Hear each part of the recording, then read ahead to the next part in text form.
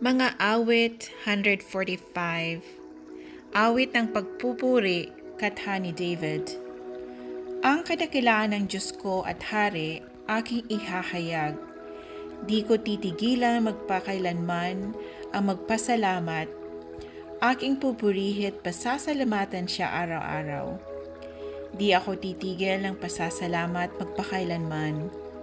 Dakila ka, Yahweh, at karapat-dapat na ika'y purihin. Kadakilaan mo'y tunay na mahirap naming unawain. Sa alinmang lahi ang iyong ginawa ay papupurihan. Ihahayag nila ang mga gawa mong makapangyarihan. Ang karangalan mo at pagkadakila'y ipapamalita. At isasaysay ko ang mga gawa mo na kahanga-hanga. Ang mga gawa mong makapangyarihay ipapamalita. Sa lahat ng tao'y aking sasabihing ikaw ay dakila. Ihahayag nila ang lahat ng iyong mga kabutihan. Aawitin nila ng may kagalakan ang iyong katuwiran. Si Yahweh mapagmahal at puno ng habag. Hindi madaling magalit, ang pag-ibig ay wagas. Siya ay mabuti at kahit kanino hindi nagtatanggi. Sa kanyang nilikha, pagkalinga niya ay mamamalagi. Magpupuring lahat sa iyo, O Yahweh, ang iyong nilalang. Lahat mong inilikha ay pupurihan ka at pasasalamatan. Babanggitin nilang may tunay na dakila ang iyong kaharian.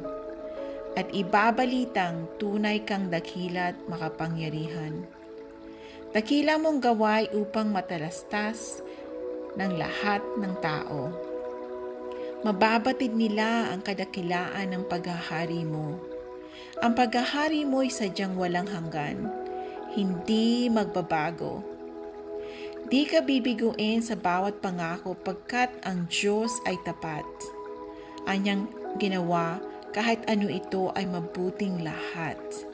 Siya'y tumutulong sa lahat ng tao na may suliranin. At sa pagkalugmok, sa paghihina ay kanyang hahanguin. Lahat ng mga buhay ay tanging si Yahweh ang inaasahan. Siya'y nagdudulot ng pagkain nilang kinakailangan. Binibigyan sila ng tapat na sapat, hindi nagkukulang. Ano pat ang lahat ay may tinatanggap na ikabubuhay. Matuwid si Yahweh sa lahat ng bagay niyang ginagawa.